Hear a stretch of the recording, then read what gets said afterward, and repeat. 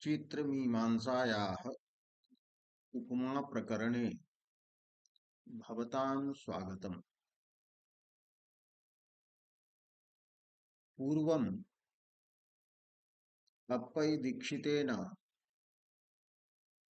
विद्यानाथस्य उपमालक्षणं प्रतिपादितम्।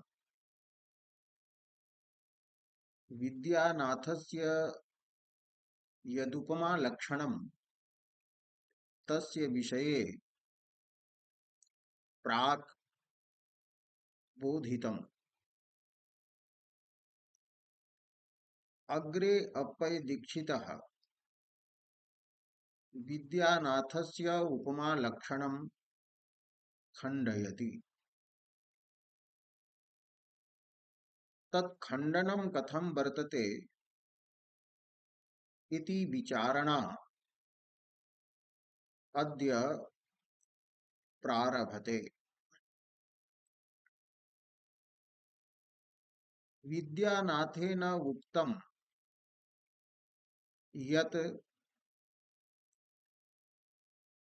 यदि उपमानं स्वतः सिद्धं भवति, लोके सिद्धं भवति, तदा तस्य सादृश्यं वर्ण्यमानम् उपमा भवति। उपमालंकारे उपमानांशस्य स्वतः सिद्धत्वम् अपेक्षितम्। अप्पै दीक्षितः वदति स्वतः सिद्धेन इति पदं प्रयुज्य उपमालंकारे उपमानांशस्य लोकसिद्धत्वं यद् विद्यानाथेन उक्तं तन्न समीचीनम्। अप्पै दीक्षितस्य पंक्ति वर्तते तत्र उपमालक्षणे उत्प्रेक्षाव्यावृत्तये। उत्प्रेक्षालंकारस्य व्यावृत्तये निषेधाय उत्प्रेक्षालंकारे उपमालक्षणस्य अतिव्याप्तिं वारयितुं स्वतः सिद्धेन इति उक्तम्। तो इति जद उक्तं वर्तते तत् अयुक्तं वर्तते, युक्ति युक्तं नास्ति। किं कारणं? यतो हि उत्प्रेक्षायां इव शब्दः संभावनायाः वाचकः भवति, साम्यस्य वाचकः न भवति। उत्प्रेक्षायां साम्यमेव न भवति। अतः साम्यस्य अभावात् उत्प्रेक्षायां अति व्याप्ति एव नास्ति। अतः स्वतः सिद्धेन इति यत् उपमानस्य विशेषणं दत्तं तन्निष्प्रयोजनं भवति। उत्प्रेक्षायां यः विषयः भवति, यश्च विषयी भवति, तयोः तादात्म्यं भवति। तो तादात्म्यम् उत्प्रेक्ष्यते अथवा तादात्म्य वशात् संभावना क्रियते। विषयः उच्यते आरोपस्य आश्रयः, विषयी उच्यते आरोप्यमानः। यदा मुखे चंद्रत्वस्य आरोपः भवति तर्हि मुखं भवति विषयः, एवं चंद्रः भवति विषयी। यस्य आरोपः क्रियते स विषयी।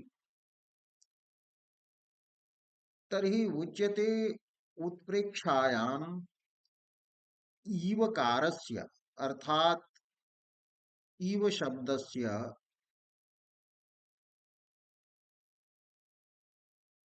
विषय विषयिणो विषयस्य उपमेयस्य विषयिनः उपमानस्य आरोपाश्रयस्य आरोप्यमानस्य च तादात्म्यं भवति।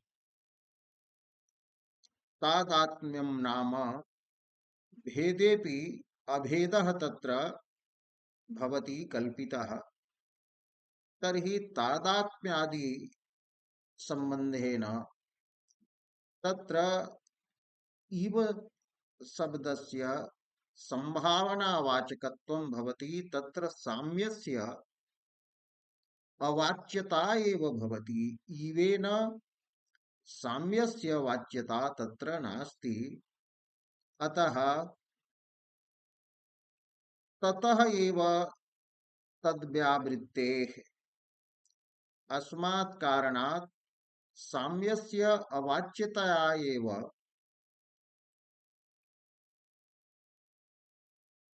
तस्याः उत्प्रेक्षायाः व्यावृत्तिः भवति। अर्थात उपमा लक्षणम् उत्प्रेक्षायां न भवति। उत्प्रेक्षायाम्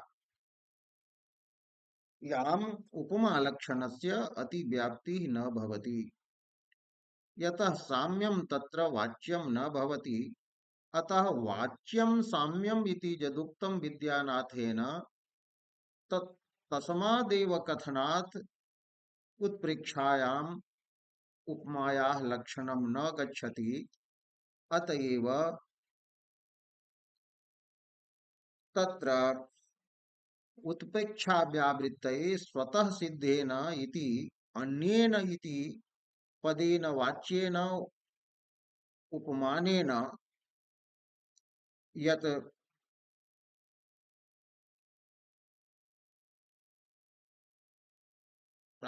तात्पर्यं वर्तते स्वतः सिद्धेन इति यत् विशेषणं वर्तते अन्येन इति पदेन वाच्यस्य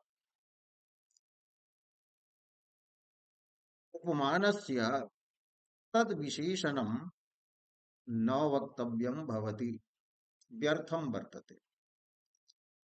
पुनः अत्र प्रश्नः भवति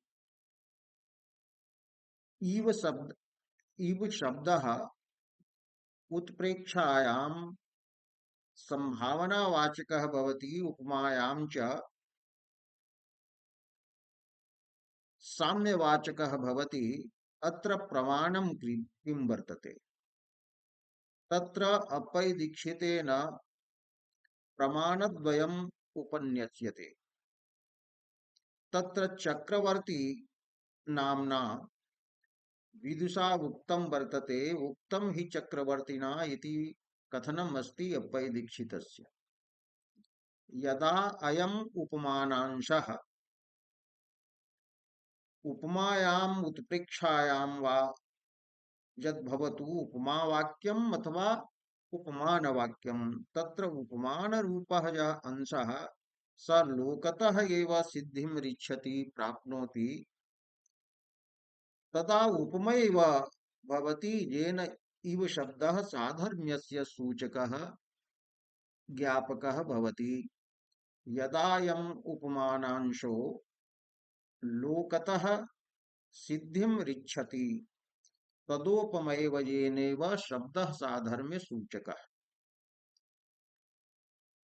यदा तु उपमानांशः लोकात् प्रसिद्धः भवति, लोके प्रसिद्धः न भवति अपितु कविना कल्पितः भवति, तदा तत्र उत्प्रेक्षा एव अलङ्कारः भवति।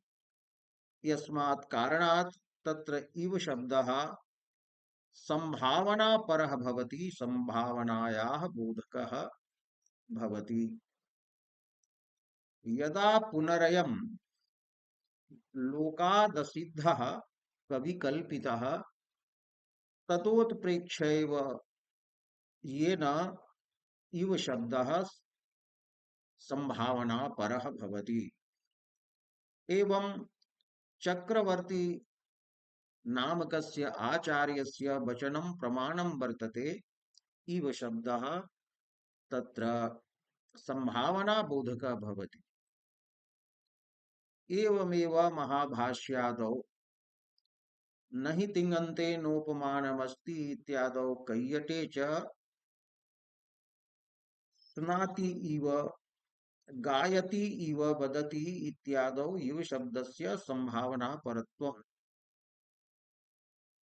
उक्तम कि रुदति इव गायति, रुदन्निव गायति अथवा कश्चित् अस्ति गायकः तत्र प्रतीयते अयं गायति किन्तु प्रतीयते संभाव्यते यत् अयं रोदनं करोति तो रोदिति इव गायति। लोकेपि प्रमाणं प्रदर्श्यते व्यवहार रूपम कि दृष्टं च लोकेपि संभावना परत्वम् इव शब्दस्य, इव शब्दः लोकेपि संभावना बोधकः अस्ति इति द्रष्टुं शक्यते। यथा वाक्यं प्रस्तूयते दूरे तिष्ठन् देवदत्त इव भाति। कश्चित् दूरे दृश्यते तर्हि केनचित् संभावना क्रियते कि अयं दूरे यः तिष्ठति स मन्ये देवदत्तः अस्ति, देवदत्त इव प्रतीयते। देवदत्तत्वं तस्मिन् संभाव्यते। संभावना नाम भवति उत्कटकोटिकः संशयः। यत्र एका कोटिः उत्कटतया प्रतीयते यथा अयं देवदत्तः इव भाति तो देवदत्तत्व रूपा कोटिः उत्कटतया तस्मिन् पुरुषे प्रतीयते। अस्तु दूरे तिष्ठन् देवदत्त इव भाति अत्र इव शब्दः संभावना बोधकः वर्तते। पुनश्च स्वतः सिद्धेन इति यत् उक्तम् उपमायाम् उपमानांशस्य स्वतः सिद्धत्वं यत् प्रतिपादितम् अप्पै दीक्षितेन विद्यानाथेन तस्य व्यभिचारः अप्पै दीक्षितेन प्रदर्श्यते। उच्यते कथं च स्वतः सिद्धेन इति अनेन कथनेन उत्प्रेक्षायाः व्यावृत्तिः भवति अर्थात न भवति। यतो हि विद्यानाथेन उत्प्रेक्षायाः यत् उदाहरणं दत्तं तस्मिन् उदाहरणे उपमान रूपः अंशः लोकतः एव सिद्धः वर्तते, किंतु विद्यानाथ वदति अत्र उत्प्रेक्षालंकारः। तो एवं विद्यानाथेन उत्प्रेक्षायाः उदाहरणे आदृशम् उपमानं प्रयुङ्क्ते यद उपमानं लोकतः सिद्धं वर्तते। तो उपमानांशः यत्र लोकतः सिद्धः भवति तत्र उत्प्रेक्षायाः स्वीकृतिः विद्यानाथेनैव दत्ता। अप्पै दीक्षितेन उच्यते कथं च स्वतः सिद्धेन इत्यनेन उत्प्रेक्षायाः व्यावृत्तिः। विद्यानाथेन उदाहरणं दत्तम् उत्प्रेक्षायाः स श्लोकः अप्पै दीक्षितेन लिख्यते। श्लोकः वर्तते न नित्यमस्मिन् परिपूर्णतेति त्यक्त्वा नभः क्षोणितलावतीर्णः आनन्दयन्निन्दुरिव स्वधाम्ना विभाति लोके नवकाकतीन्द्रः। अत्र नवीनः काकती देशस्य राजा वर्तते। तो नवकाकतीन्द्रः अत्र प्रतापरुद्रः इति भाति। स राजा लोके इंदु इव भाति यतः चंद्रः इव प्रतीयते यतः स स्वधाम्ना स्वप्रकाशेन स्वचंद्रिकया लोकम आनंदयति। तो लोके स्वधाम्ना आनंदयन् अयम नवः काकतीन्द्रः नूतनः काकती देशस्य इन्द्रः राजा इंदुः इव प्रतीयते इंदुः इव भाति शोभते। स इंदुः कीदृशः अस्ति तर्हि क्षोणितलावतीर्णः मन्ये चंद्रः आकाशं त्यक्तवान् और पुनः पृथ्वी तले अवतीर्णः अस्ति। तो क्षोणितले अवतीर्णः, तो चंद्रः कस्मात् कारणात् नभः त्यक्त्वा क्षोणितले अवतीर्णः, तत्र हेतुः दीयते चंद्रेण विचारितं यत् अस्मिन् नभसि पूर्णता नास्ति न नित्यम् अस्मिन् परिपूर्णता इति। अस्मिन् नभसि आकाशे पूर्णता नास्ति, तस्मात् कारणात् नभः त्यक्त्वा आकाशं त्यक्त्वा पृथ्वी तले अवतीर्णः जः इंदुः वर्तते स इंदु इव नवः काकतीन्द्रः प्रतीयते। अत्र नवकाकतीन्द्रे इंदोः चंद्रस्य संभावना कृता वर्तते, अतः उत्प्रेक्षालंकारः अस्ति इति विद्यानाथस्य अभिप्रायः। अप्पय्य दीक्षितः कथयति अत्र इंदुरूपः यः वर्तते उपमानांशः अर्थात उपमानं वर्तते तत्र तत्तु लोकसिद्धं वर्तते।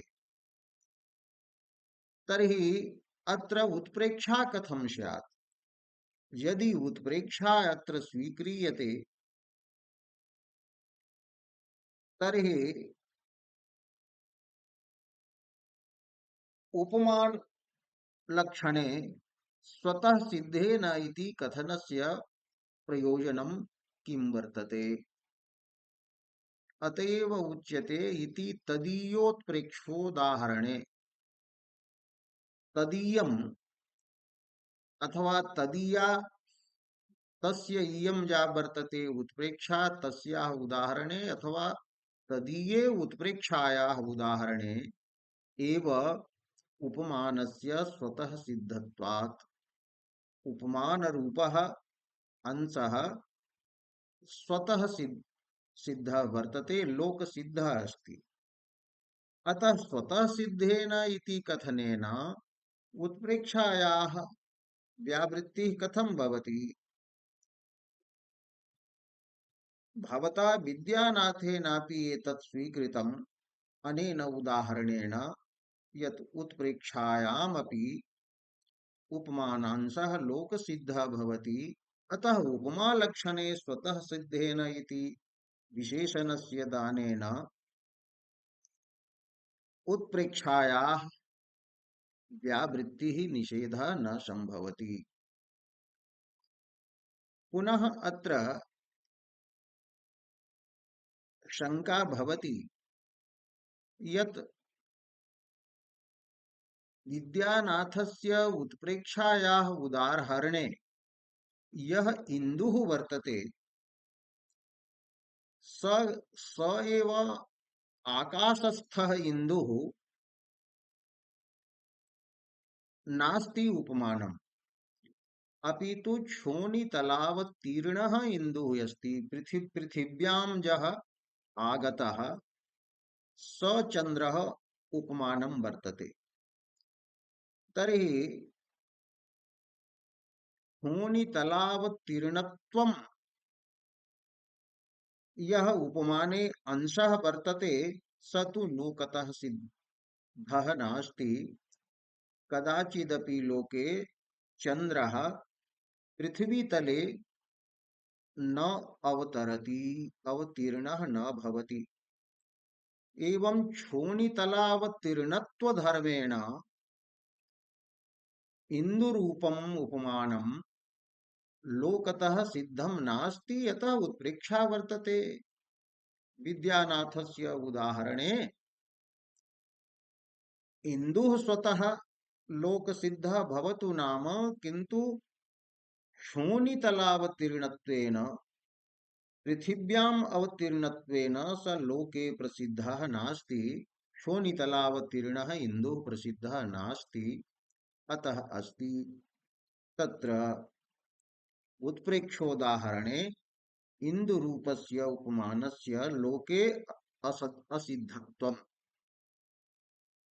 तदेव उच्यते, शंका उत्थाप्यते अप्पय दीक्षितेन लिख्यते, इंदुः क्षोणितलावतीर्णत्वाकारेण कविकल्पितः इति चेत् चेत् यदि एवं शंका क्रियते यत् इंदुः अस्ति स इंदुः कविना कल्पितः वर्तते, आकाशस्थः इंदुः उपमानत्वेन अत्र नास्ति, अपितु क्षोणितलावतीर्णत्वेन इंदुः, क्षोणितलावतीर्णः इंदुः पृथिव्याम् अवतीर्णः इंदुः उपमानं वर्तते। तथा दोषः नास्ति विद्यानाथस्य उदाहरणे उत्प्रेक्षायाम् उपमानांशः लोकतः असिद्ध एव जातः, सिद्धः नास्ति। एवं यदि विद्यानाथ पक्षतः उच्यते तर्हि खंडनं करोति अप्पय दीक्षितः, एतन्न वक्तव्यम्। यतो हि एका उपमा भवति असंभावितोपमा। तत्र उपमानांशः एवं प्रकारेण लोकतः सिद्धः न भवति, तथापि तत्र उपमा स्वीक्रियते। अतः स्वतः सिद्धेन इति यदि विशेषणं दीयते तर्हि उपमा लक्षणस्य अव्याप्तिः भवति असंभावितोपमायाम्। असंभाविता उपमा यत्र भवति असंभावितोपमा अपि उपमायाः भेदः वर्तते। तत्र उदाहरणं दीयते, चंद्रबिंबादिव विषम चंदनादिव चानलः परुषावागितो वक्त्रात् इति असंभावितोपमा। अत्र असंभावितोपमा अस्ति कि अस्मात् महापुरुषात् परुषावाक्, कठोरावाक् या वर्तते, सा वाक् कीदृशी वर्तते? चंद्रबिंबात् विषम इव वर्तते। चंद्रबिंबजन्यम यद विषम तत्सदृशम तत्सदृशी परुषावाक् अस्ति। एवं चंदनजन्यः यः अनलः तदवत् परुषावाक् वर्तते। अर्थात अयम महात्मा महापुरुषः यह वर्तते तस्य मुखात् परुषा वाणी कदाचिदपि न निःसरति, यथा चंद्रबिंबात् विषम न उत्पद्यते, एवं चंदनात् अनलः न उत्पद्यते इति पद्यस्य अभिप्रायः। चंदनं यदि लिप्यते, चंदन लेपः क्रियते, तदा दाहः न भवति, अनलः न उत्पद्यते। तर्हि अत्र असंभावितोपमा वर्तते। चंद्रबिंब जन्यत्वेन विषम लोक सिद्धम नास्ति। विषम लोके तो प्रसिद्धम वर्तते किंतु चंद्रबिंब जन्यत्वम तत्र नास्ति। तो चंद्रबिंब जन्यत्वाकारेण विषम यत उपमानम वर्तते एवं चंदनजन्यः यः अनलः उपमानम वर्तते त एतद् उपमानद्वयम् लोकतः सिद्धम नास्ति। अनलः तु लोक सिद्धः वर्तते किंतु तत्र चंदनजन्यत्वं लोक सिद्धम नास्ति, कवि कल्पितम एव वर्तते। कि यदि चंदनजन्यत्वम् अनले स्यात्, यदि विषे चंद्रबिंबजन्यत्वं स्यात्, तदा एव अस्य महापुरुषस्य वक्त्रात् मुखात् परुषा वाक् भवेत्। अत्र असंभाविता उपमा वर्तते। यथा चंद्रबिंबात् विषम कदाचिदपि न संभाव्यते, चंदनात् अनलः चंदनलेपेन शरीरे अनलः कदाचिदपि न संभाव्यते, तथैव परुषा वाक् अस्मात् पुरुषात् न कदाचित् संभाव्यते। उपमानम यदि एवं भवेत् तदा उपमा भवेत्। एतादृशे स्थले असंभाविता उपमा अथवा असंभावितेन उपमानेन अत्र उपमा सादृश्यं वर्ण्यते। चंद्रबिंब जन्य विषरूपम उपमानम असंभावितम वर्तते एवं चंदनजन्यः अनलः असंभावितः वर्तते उपमानम। तर्हि एतादृशेन असंभावितेन उपमा अत्र अस्ति। तो भट्टो अप्पय्य दीक्षितः वदति इति उक्तायाम् असंभावितोपमायाम् अव्याप्तिः विशानलयोः स्वतः सिद्धत्वेपि चंद्रचंदन प्रभवत्वेन कविकल्पितत्वात् विषम अनलं च स्वतः सिद्धं लोक सिद्धं एतद्वयं वर्तते, किंतु विषे चंद्र प्रभवत्वं चंद्रजन्यत्वं एवं अनले चंदन प्रभवत्वं चंदनजन्यत्वं नास्ति। एवमेव शिशुपालवधस्य अपरम उदाहरणं दीयते कि कल्पितोपमा भवति, कविना कल्पिता उपमा भवति क्वचित्। तत्रापि उपमानांशः लोकतः सिद्धः न भवति। तत्र श्लोकः उद्धृतः अप्पय्य दीक्षितेन, उभौ यदि व्योम्नि पृथक् प्रवाहौ आकाशगंगा पयसः पतेताम् तेनोपमीयेत तमाल नीलम आमुक्त मुक्तालतमस्य वक्षः। भगवान कृष्णः हस्तिनापुरं गच्छति तदा आत्मानम् अलंकरोति। स मुक्ताहारं धृतवान् एवं तस्य वक्षः यत् वर्तते तत् तमाल सदृशं तमालवत् नीलवर्णं वर्तते। और तत्र वक्षसि हारः शोभते, हारलता शोभते। सा हारलता द्विधा विभक्ता वर्तते, ग्रीवातः लंबमाना वर्तते। तदानीम् अत्र कल्प्यते यत् यदि आकाशे आकाशगंगायाः यत् पयः वर्तते जलं, तस्य द्वौ प्रवाहौ यदि पृथक रूपेण पतेताम, तदैव वः श्रीकृष्णस्य तमालनीलस्य वक्षसः उपमा भवितुम् अर्हति। तदैव आमुक्त मुक्तालतम आमुक्ता वर्तते। घृता वर्तते परिक्षिप्ता वर्तते मुक्तालता मौक्तिकहारः यस्मिन् तत् एतादृशं तमालनीलम् अस्य श्रीकृष्णस्य वक्षः तेन उपमीयेत तेन व्योम्ना उपमीयेत तेन आकाशेन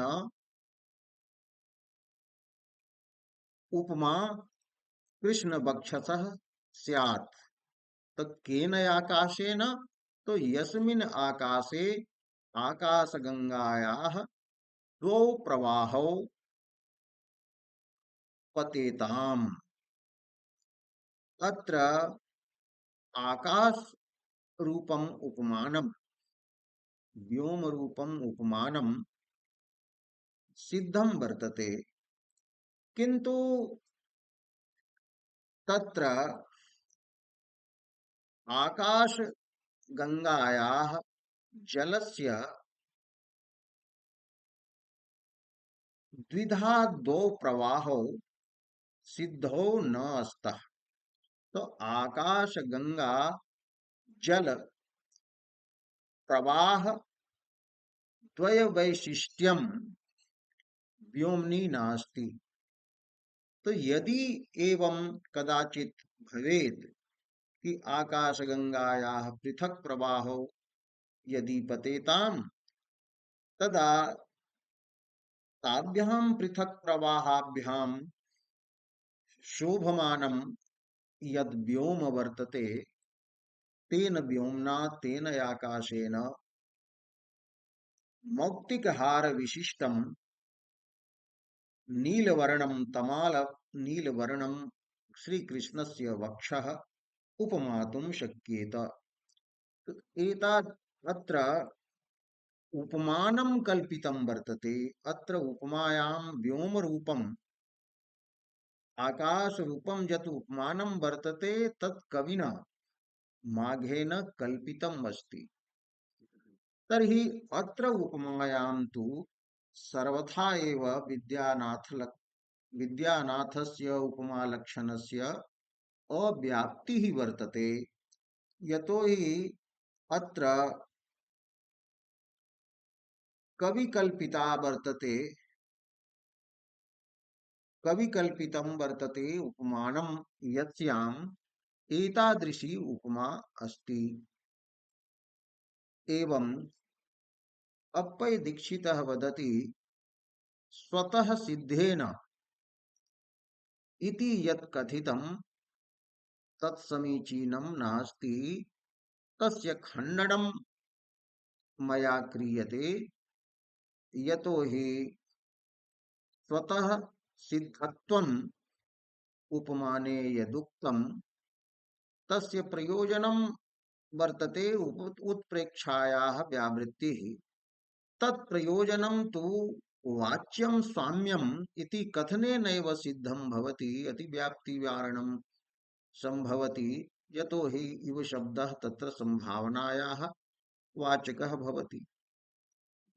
चक्रवर्तिनापि प्रतिपादितं यत् लोक सिद्धः यदि उपमानांशः तदा इव शब्दः साधर्म्यस्य बोधकः भवति। यदा तु लोके असिद्धः उपमानांशः तदा इव शब्दः संभावना बोधकः भवति। तो उत्प्रेक्षायां संभावना एव भवति, इव शब्दः साम्यवाचकः नास्ति, साम्यं तत्र वाच्यं न भवति। एवं तत्र लोकेपि इव शब्दस्य संभावनावाचकत्वं दृश्यते, किंच स्वतः सिद्धेन इति कथनेन किमपि प्रयोजनं नास्ति। अपरं विद्यानाथस्यैव उत्प्रेक्षायाः यत् उदाहरणं वर्तते तस्मिन् उदाहरणे इन्दुरूपम् उपमानं यत् वर्तते तत्तु लोकसिद्धमेव वर्तते। क्षोणितलावतीर्णत्व विशिष्टः इन्दुः यद्यपि कविना कल्पितः अस्ति, अतः तत्र उत्प्रेक्षा एव वर्तते, लोकतः सिद्धः नास्ति इति यदि विद्यानाथ पक्षतः उच्यते तदा न समीचीनं। यतो हि तत्र असंभाविता उपमापि भवति एवं तादृशी अपि उपमा भवति यत्र कविकल्पितम् उपमानं भवति। तर्हि क्षोणितलाव तीर्णः इन्दुः कविकल्पितः उपमानं भवितुम् अर्हति। अतः स्वतः सिद्धेन इति यः उपमालक्षणस्य अंशः वर्तते, उपमाने स्वतः सिद्धत्वं लोकसिद्धत्वम् उपमायाम् उक्तं तन्न समीचीनम् इति।